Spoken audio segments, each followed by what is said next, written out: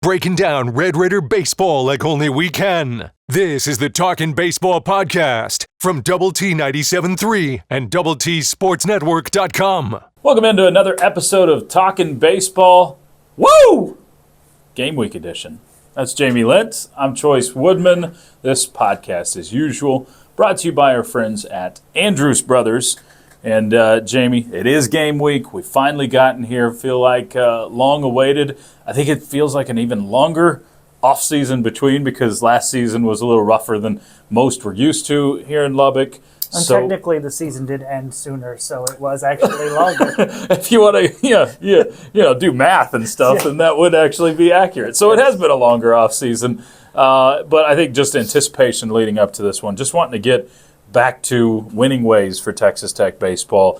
I think there's a lot of excitement, maybe some cautious optimism among fans, and I think there's reason for optimism this year. Yeah, I think that's a good way to say it, and I think there's also a reason to be, not sure exactly what you're going to get, knowing that you suffered through a pretty rough season last year where you didn't fit or finish with the standards that you had in years past, and also the fact that the conference is changing. You lose some big teams in Oklahoma and Texas, but you bring in three other teams to the baseball part of the conference, and two of them have great history and tradition. So just wondering where everybody's gonna file in after last year and the changes that were made in the Big 12 conference. So I think it's an exciting time just because you don't really know what to expect. And one thing we need to look into that we haven't really touched a lot on in these Talkin Baseball episodes is pitching. And we talked a lot about the lineup. Most of your preseason honors and accolades have come from players like TJ Pompey and Damian Bravo. Haven't heard a ton about pitching. You have some guys back, but you have some really good new additions. And as you stated in the last podcast, Jamie, there may not be just an elite level ace on this team, but it does feel like you've got so much more depth than you at least finished the season with last year. Yeah, it feels like really a lot of quality arms, and that's both in the starting side of things and the relievers. When you want to talk middle relievers that maybe would go 2 or 3 innings, or maybe guys at the back end of your bullpen who are just in there for 1 inning as well. And like you said, it doesn't feel like there's that that Brandon Birdsell or Stephen Gingery guy that we're like, hey, that guy could be a first or second round pick coming up in this year's draft. Yep. You don't know. I mean, a lot of times you came into the season thinking, hey, this guy will be pretty good, and all of a sudden he's great. Sure. So we will open the door and allow anybody that wants to do that be great this year. No question. But Absolutely. I do feel like there's a lot more depth, and I feel like there's a lot more options for Coach Gardner and Coach Tadlock to go to. If a guy's out there and he's struggling a little bit, you can quickly go to somebody else, where maybe last season when you were short on arms after all the injuries, you kind of had to ride a guy and see if you could get it figured out. And a lot of times that didn't work so well for you. So I do feel like there's a lot more options, and that's good to know. So if we want to start with the starting pitching, I'll list off some of the names that I think that will be the guys that I think we'll see in a starting role at one point or the other. I think it's also important to remember the first 2 weeks of the season, you don't have any midweek games. None. Okay, and so a lot of guys that, or not a lot, but a few guys that maybe will be starters at some point during the season when you get to midweek games will be coming out of the bullpen to start the year. That doesn't mean they won't be starters at some point. So I think the 3 guys that I believe will be the starters heading into the first week of the season, I think Matt Cure. We've heard Coach Tadlock talk about the sophomore out of Georgia, who he thinks will be the Friday night guy this year. Yep. That Coach Tadlock has said over the last couple of weeks, and he said that Jack Siebert, who's the senior transfer from USF, he feels like that's a guy he will put in there on Saturday or Sunday. So that's 2 of them that you feel like, just listening to Coach Tadlock, talk to the media, talk to fans at the first pitch luncheon, those 2 feel like that's a guarantee.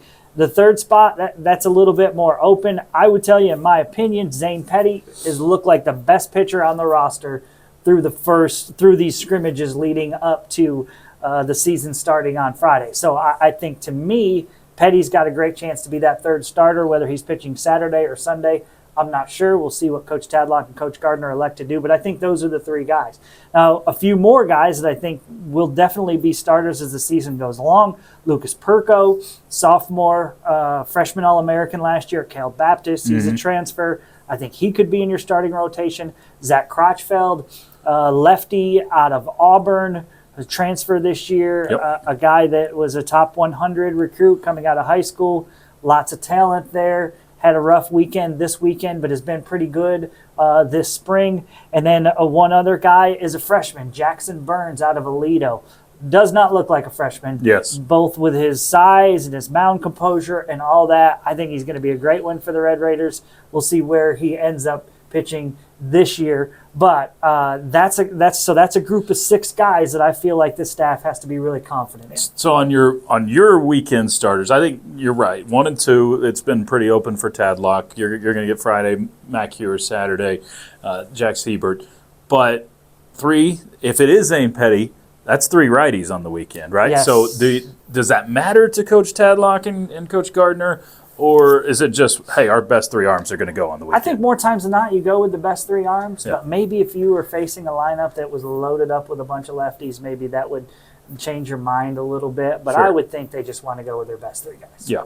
More times than not. Yeah, and as we see, most likely those aren't your 3 starters for the whole year. Something's going to happen. Hopefully not injuries, because you've been plagued with those in recent history. But, you're going to see some sort of combination. Sure. Of Okay, 6 guys. So I'll mix. I'll move on to the kind of middle relievers, guys that you think could go 2 or 3 innings for you, and maybe even longer. We've seen in the past where Coach Tadlock would get a guy through 5 innings, especially early on in the season. They don't want to throw them too much, save those arms. And you hand the ball off to a guy that maybe can finish things, go 4 full innings and finish it out for you. So some of those guys include Tyler Boudreau. He's a junior college transfer, a right-hander, really, really talented guy. I think Will Jordan, who's another freshman, could be in the mix. He looked like Tech's best pitcher in the Red and Black Series last year. He was really, really good. One of the guys that I'm really excited about for this year is senior Trendon Parrish. Parrish has looked better than ever. His body, he's kind of changed his shape. He's got way more muscle, so he's stronger. So hopefully he can deal with the rigors of going through a season and staying healthy. I think he's a big key for the Red Raiders. I think he's pitched terrific this spring. I think Jacob Rogers would be in the mix. We've seen Rogers used both as a reliever and a starter, mostly a reliever this time at Texas Tech. So I think that's another guy that could be in that situation. So there's a group there that I think are guys that could give you 3, 4, 5 innings because they've been starters at times. And then, again, like we talked about before, if Crotchfeld's not starting, he could be that guy, right? Or if Jackson Burns is not starting, he could be one of those guys up until the point that you're using them as starters. So who is your guy, your Johnny Droz, Hayden Howard, as the season starts, if you're penciling one guy in as the go some innings on Friday, go some innings on Sunday, long reliever, go shut a game down, who's that right now for you? I don't know. I really don't know that I have one, and the reason because I feel like you don't have to go back to the same guy more than once. Okay, because you have more options right now. I would think Boudreau could be that guy. I would think Trendon Parrish could be that guy. Okay. I think both of those guys definitely would be the head of the pack for me, but I don't think right now it looks like something that they have to do. We'll see how the season goes. We'll see if some of these guys that I think will pitch well don't pitch well and you end up needing to do that, or there are injuries. We know there's going to be some of them. It happens. But I think right now you have the ability to use different guys in different spots. And that's great because then you have a team that doesn't see the same guy twice, in a 2 or 3 day stretch. What about Parker Hutera? Do you see him more as like a true closer role, which we usually don't see under Tim Tadlock, where he's more of a one or 2 inning guy? Yeah, I think Parker fits into a group that's more towards the back of the bullpen, finishing out games. I think Hutera, we saw it last year. He can go 2-3 innings, and I'm sure they would be comfortable having him do that again this year. I think you can also include in that mix a Carson Baugh, who was a left-hander that came to the Red Raiders last year. Really didn't pitch much early, and then they were going to redshirt him, I think, and then at the end of the season got in there, and there was some highs and there were some lows and all the above, but he's looked really good this spring. has taken a step forward there, so I think he's in the mix there. Logan Beavis is another guy. Beavis is another transfer from USF, 6'7" right-hander, kind of a imposing presence on the mound, and he might have the best stuff on the staff. Okay, so he's really talented as well. I think Beavis would be in that conversation. Daniel Bass, a JUCO right-hander, can hit 96 and 97 on the gun for you. And Logan Addison, the freshman from New Home, I think could be in that mix as well. Logan shows really good stuff. At times he struggles with his command, like many freshmen do. But I think he could be in one of those roles as well. So I think the one question that right now maybe I have in the pitching staff is who's going to be that lefty reliever, okay? Who's going to be that guy? And that does make me wonder about Crotchfeld. Would you be better off as a team, even though he's capable of being starter, of keeping him in the bullpen? I think the two candidates right now are Zach Erdman, who pitched for the Red Raiders the last couple of seasons, and then also Dylan Blakely, who's a junior college transfer, another left-hander. So I think they're still looking for that lefty to kind of take that role and be like, hey, this is my role as the situational lefty. That's something they're going to have to work through as the season goes along. But right now it's those two guys battling for that spot. There you go. So hopefully that filled in some blanks for you on the pitching. Obviously, we'll learn a whole lot more as the season goes along and these first 2 weekends. Yeah, and there's 4 or 5 other guys that I think could be used and be good. It's just at this point we're just kind of have to wait and see who, once they get out there on the mound and the lights turn on and who pitches well. Yeah. Okay, so coming up next, we will talk about the starting lineup. We're talking 1 through 9 in the order, what that could look like, and then, of course, a preview. It is game week, so number 6, North Carolina. We'll dive into those guys just a little bit as well. But first, a word from our friends at Andrews Brothers. When you want the brand in West Texas roofing, there's only one company to call, Andrus Brothers Roofing. Like our Red Raiders, Andrus Brothers knows that to win, you have to be better than your competition and you have to dominate in all phases. With over 40 years experience, Andrus Brothers has mastered these concepts. So when the high winds and debris damage your roof, there's only one company to call, Andrus Brothers Roofing. Accept no substitutes. Stick with the starters on the ABR winning team. Andrus Brothers Roofing, we nail it every time. Okay, Jamie, let's we just talked pitching. Let's look towards the lineup. We went through the more of a starting 9, filling in the blanks in the field last week. Let's look at 1 through 9. What could this order look like, or if you're getting the Tadlock powers and getting a pencil in what you've got? What's it look like on day 1? As I try to put this together for you, Choice, I wonder how much time Tim Tadlock sits or lays there in bed wondering about, like, who should I hit second? Who should I hit lead? I mean, because this is really difficult to do. And I think that's a good problem because you feel like you got a lot of really good options in this situation. And so first, we're recording this at the beginning of the week. Do you think at the beginning of the week with North Carolina towards the end of the week, do you think Tim Tadlock even knows who his starting guys are at this point because of how many battles there are still going on? Do you think I think he has a pretty good idea, but he's open to some things changing a little bit. Yeah. But I think he's probably got a pretty good idea of what he wants to do. Those 9 are set in his mind at this point? Yeah, I would guess so. Okay. I would guess so. The team, scrimmaged again 3 times this weekend, and you kind of feel like that would be the end of the scrimmaging, but they may do some of that a little bit this week. I'm not really sure, but you just want to make sure. The hard part about there is you want to make sure pitchers are rested and ready for the weekend. Of course, yes. So I wouldn't guess they would do too much of that. But okay, here's my guess. Okay, educated guess. Okay, and I'm going off of what I've seen. I'm going off of what in those scrimmages, how he's placed them in the lineup. Yep. And so it's just difficult when I feel like you have a pretty deep lineup. Okay, I'm going to start at second base as your leadoff hitter, Antonelli Salvatore. And again, we know Damian Bravo is going to probably play some second base for you as well. Probably. So I'm not sure if that's the guy. And I think on Friday, in the opening game of the season, you'll face a right-hander. Okay, so that would make sense to have Salvatore in there at second base. Okay, but I'm going to go with Salvatore. I love his game. Just a battler at the plate, sees a lot of pitches. Gets on base, great speed, puts a lot of pressure on defense. I'm a fan, so I'm going to go with him. Batting second is another newcomer, and that's Kyler Thompson, another junior college guy. I think he'll play center field for you.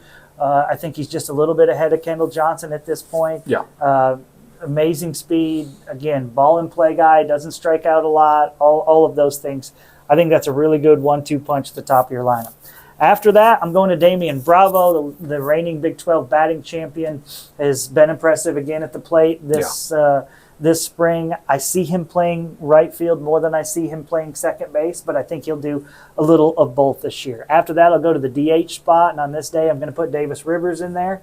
Okay, the backup catcher for the Red Raiders has serious pop from the left side of the plate. I think you see he's getting better and better, has really quality at-bats, and is definitely a run producer. So he's your cleanup hitter. After that, preseason All-American candidate TJ Pompey, okay, playing third base for the Red Raiders. Pompey has, been really, really impressive with the bat so far this spring. Early on, maybe a little bit shaky throwing the ball from third to first.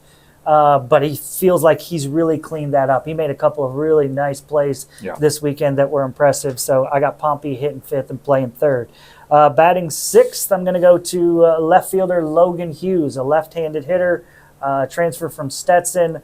Really good at bats again. Got some pop. Hit 8 homers as a freshman a year ago, but doesn't strike out a lot. Hits for average. So Hughes playing left, batting sixth, and I think that's a really good hitter. You got hitting sixth in the lineup. And he's been one of the most steady guys through that's fall and spring, right? Yeah, that's a good way to describe it. All right, batting seventh. All right, this is where I'm really confused. Okay, first off, I think both these guys are really talented, but the first base position, it just depends on the day. Robin Villanueva, transfer from Tennessee, and then Peyton Scholes, transfer from Cal. Both these guys can play first base. Both these guys can hit for power. Scholes hits for average a little bit more. Villanueva has more raw power, okay? But I think Scholes is going to put it in play a little bit more. He's the better defender, but Scholes is solid as well. So I think that's going to be a rotating position. Whichever one of them isn't playing has the opportunity to DH as well, but those guys are really good hitters, really good gets for the Red Raiders this year, and I've got them hitting seventh in the lineup. Yeah. And maybe that's crazy. I'm not sure, but that's where I've got him hitting. Hitting eighth, a guy that I think has a chance to be all Big 12 first team, and that's Dylan Maxey. He was solid as a reserve for the last 2 years. He's been impressive at the plate this spring. He's thrown it well. I think Dylan's in line for a big season. And I got him hitting eighth in your lineup. And ninth, third-year starter, your shortstop, Tracer Lopez, who appears to have changed his approach a little bit, maybe swinging for the fences less and worried about not striking out, put the ball in play, use that great speed that he has. He's hitting the ball the opposite way more line drives. And so hopefully he can continue that into the season. But, again, he's got that lead-off type ability, and you're hitting him ninth in your lineup.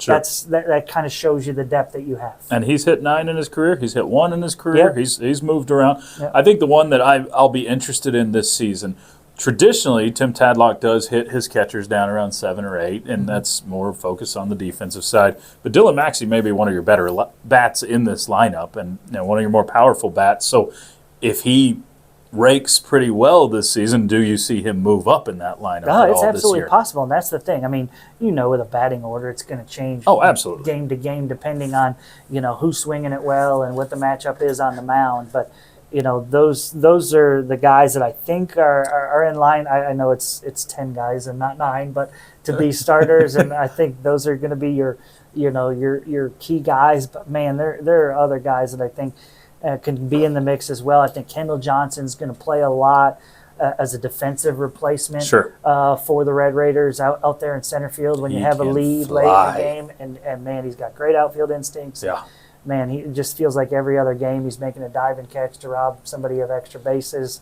Guys like that. I think Hudson Parker, we may see him at times come in to play defense at the end of games behind the plate because he's really good back there. And he's swinging the bat well, even though he was a pitcher last year. So I think Hudson Parker in the mix as well. And there's other guys also, but I think that's really the core of who you expect to be the big factors this year. So you heard it here first. Jamie's starting lineup there. Chisel it in stone. No. Oh, okay. No. Well, we'll see. Maybe not.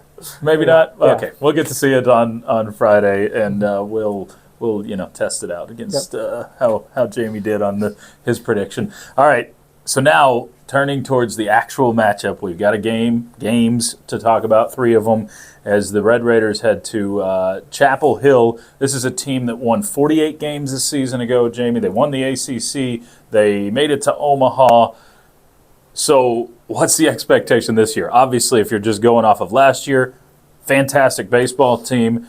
How much do they return from a season ago? So last year, I mean, they had the perfect combination, right? School record 115 homers, could really hit the ball at the ballpark, and a 4.30 team ERA. That's really impressive. Okay, that's like well, you would want to draw it up, like, okay, we can do this and we can do that. Yeah, we're probably playing deep into the postseason as they did, playing 3 games in Omaha. Now, you look at the home run part of that, they lost 87 of those 115 home runs. Okay? So they don't return much of that power. They use a transfer portal, try to replace some of those key offensive guys, and we'll see how they mesh in.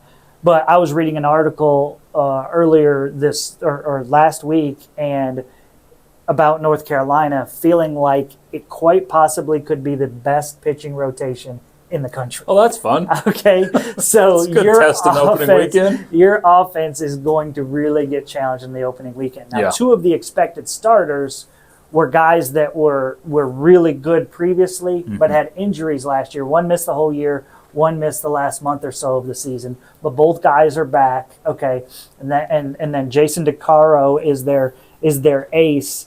And DeCaro last year 6-1 with a 3.89 ERA. He's expected to be their Friday night guy, but the other 2 may be more talented. DeCaro actually, many believe, will be the number 1 overall pick in the draft in 2026. He's just a sophomore this year. So anyway, your offense is really going to get challenged by this pitching staff of UNC this weekend. They may not be as good as they were offensively last year, but they should be legit on the mound. So this is a obviously dangerous North Carolina team. This is one that I think is a great test for you as a team. What do you consider a successful weekend, Jamie, in Chapel Hill? Well, obviously you want to come away with a series victory. Obviously. So I think you could call that a success. If you come back to Lubbock winning 2 out of the 3 games, I think you would call that a success. At the same time, if you didn't win 2 out of 3 and you only won 1 out of 3, but they were 3 good games and you saw a lot of guys get in there against good competition on the road in a tough environment to play, and they performed well and looked like they could handle it, you would probably feel like, hey, this looks like it has the making of a really good team here. And so that's really what you're hoping for. And we've talked about it before. Coach Tadlock put this schedule together, to really challenge his team early, okay, and to try to bring up your immediate RPI with playing tough teams on the road. And so you're playing on the road for your 5 weekends to start that first weekend, for your first 5 on the road to start this season. 3 of the 4 in non-conference play are on the road. You're going to play other tough teams like Grand Canyon on the road. UC Irvine's going to come to town. They were in a regional last year. You're going to go to Vegas and play the Big Ten champ in Illinois. You're going to play the Longhorns, an SEC team, and then you're going to face off with Washington, another Big Ten team. So you're really going to challenge yourself with these games early on. It's this 9-game stretch to start the year where the first 8 games are against teams that made the NCAA tournament. I mean, I really feel like, Chois, if you got to a 5-4 through that first 9 or a 6-3, you'd probably feel like, hey, we got the makings of something good here. And you just hope that you continue to get better after those games. Yeah, of course. And the RPI thing that you're mentioning absolutely is important, because last year the Big 12's overall RPI was not good as a league, and you kind of anticipate similar this year with teams towards the bottom that may bring you down as a league.